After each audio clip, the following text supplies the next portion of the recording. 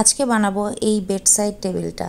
তো আমি এখানে একটা কার্টুন নিয়ে নিয়েছি, এটাকে আমি আমার বেডের উচ্চতা অনুযায়ী আর কি কেটে নিয়েছি। আপনারা যতটুকু বড় রাখবেন মানে লং রাখবেন সেই অনুযায়ী আপনারা কেটে নেবেন। তো কেটে নেওয়ার পর আমি 4-5টা আঠা দিয়ে ভালো করে লাগাই নিছি। আর এখন আমি এই ভিতর দিয়ে চারপাশেই আমি একটা করে কার্ডবোর্ড লাগাই নিব, এটা স্ট্রং হওয়ার জন্য আর কি। তো আমার লাগানোর পরে এখন আমি পুরোটাকে র্যাপ করে নিব। আপনারা চাইলে স্টিকারও ইউজ করতে পারেন, তো আমার এখানে স্টিকার আসলে পাওয়া যায় না, এই জন্য আমি এই কাগজের র্যাপিং পেপারগুলোই কিনে এনেছি। তো এখন চারপাশটা আমি একটু সিরিজ কাগজ দিয়ে ঘষে নিয়ে মাস্কিং টেপ লাগিয়ে নিলাম, তাহলে আর কি বাইরে থেকে শেপটা দেখতে সুন্দর লাগবে। আর এইটা আমি লাগাচ্ছি ডাবল সাইডের টেপ, এইটা দিয়ে আমি আসলে ওই র্যাপিং পেপারটাকে লাগাবো, এছাড়া আঠাও ইউজ করব মাঝখানে। তো ভিতরেও লাগাই নিচ্ছি, কারণ ভিতরেও একটু করে র্যাপিং পেপার যাবে, যেন ফিনিশিংটা দেখতে ভালো লাগে আর কি।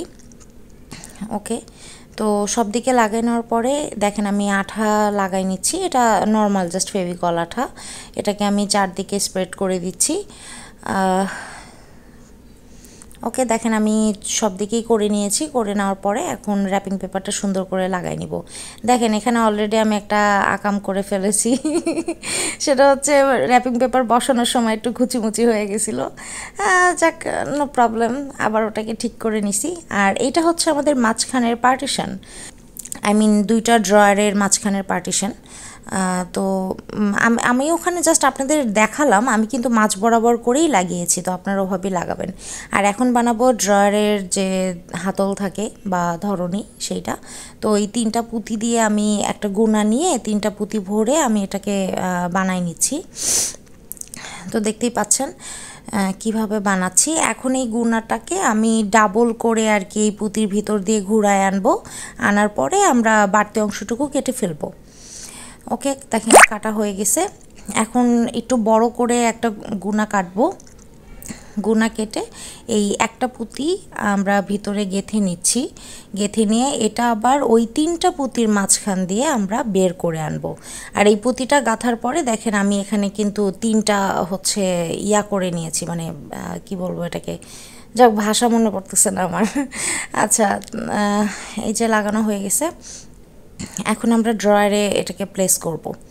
তো ড্রয়ারে মাঝ বরাবর আমরা 2টা ছিদ্র করে নিব সুই দিয়ে, খুব ইজিলি কার্ডবোর্ডের মধ্যে সুই আসলে ঢুকে যায়। তো এই তো হয়ে গেছে, এখন এই 2টা ছিদ্র দিয়ে আমরা গুণাটা ঢুকাই নিব। এই দেখেন জিনিসটা এরকম থাকবে আর কি দেখতে, এই যে হয়ে গেছে। আর ভিতরে এটাকে আবার আমরা 2বার মুড়িয়ে নিব, মুড়িয়ে নিয়ে মাস্কিং টেপ দিয়ে লাগিয়ে তারপরে আমরা উপরে র্যাপিং পেপার সেট করে দিব, ঠিক আছে। এই যে এইটার উপরে মাস্কিং টেপ যাবে আগে, তারপরে র্যাপিং পেপার।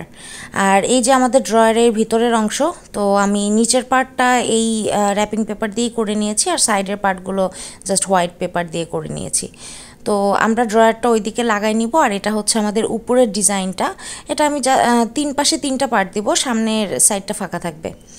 এই দেখেন আমাদের ফাইনাল লুক। এবং এটা কিন্তু আমি বেশ অনেক দিন ধরে ইউজ করছি, আমি বানিয়েছি প্রায় 1 মাস হয়ে গেছে আমার, এবং এটা খুবই কাজে দিচ্ছে এবং স্ট্রংও হয়েছে যথেষ্ট। তো আপনাদের যদি কারো বেডসাইড টেবিলের প্রয়োজন হয় তাহলে খুব দ্রুতই এবং খুব ইজিলি আপনারা এটা বানায় নিতে পারবেন।